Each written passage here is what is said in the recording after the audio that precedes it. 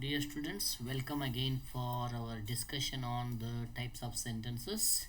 Dear friends, as you can see on your screen, it is the discussion we are making on the types of sentences. Until now, in the last two sessions, we had discussed simple sentences and compound sentence, and also we had an introduction on the complex sentence. So we had discussed on the pronouns. Here also there are some relative pronouns we have to use in making complex sentences. As you can see on your screen, who, whom, whose, which, that. These are some relative pronouns. You can also see the example.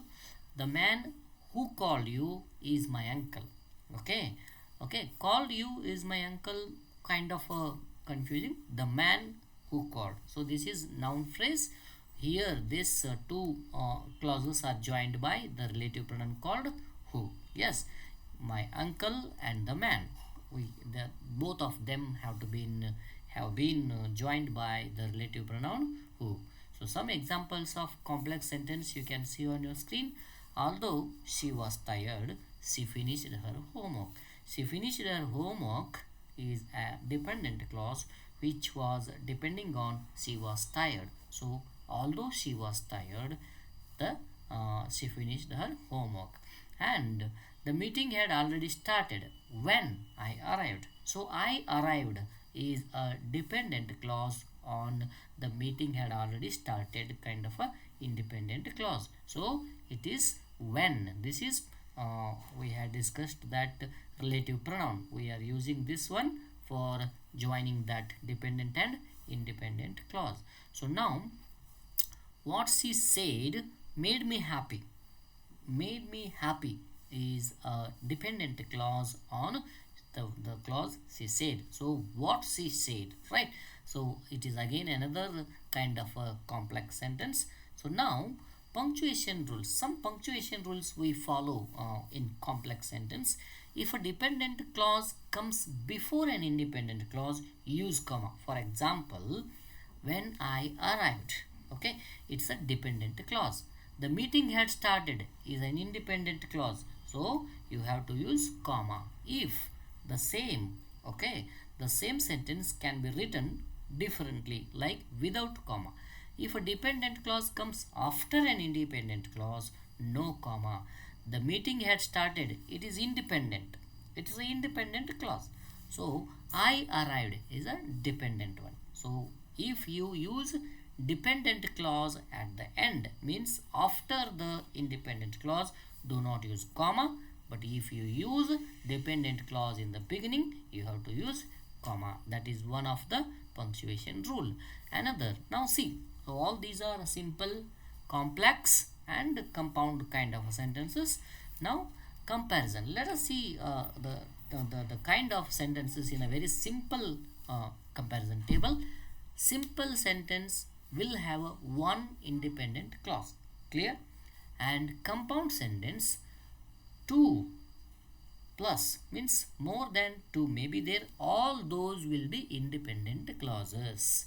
Independent clauses means it will give you clear idea. Dependent clause will not give you clear idea. Okay, next, in complex sentence, one independent clause plus one or more dependent clauses. Okay, yes, this is what a little bit comparison table. Now what common errors we commit, right? Comma splice. See, joining two independent clauses with a comma, no, never join two independent clauses with a comma. Means in the compound sentence, either use those kind of fanboys conjunctions, never use comma there. Next, run-on sentence, clauses without proper punctuation, maybe comma, colon, semicolon, right?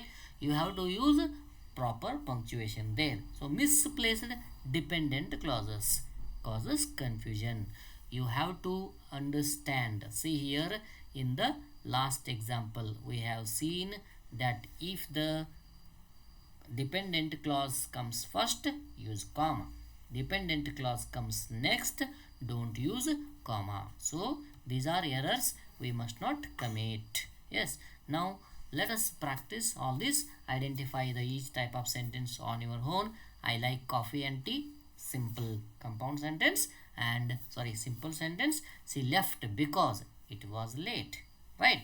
It was late. It is a dependent clause. She left is a independent clause. Those are joined by because. It is a complex sentence.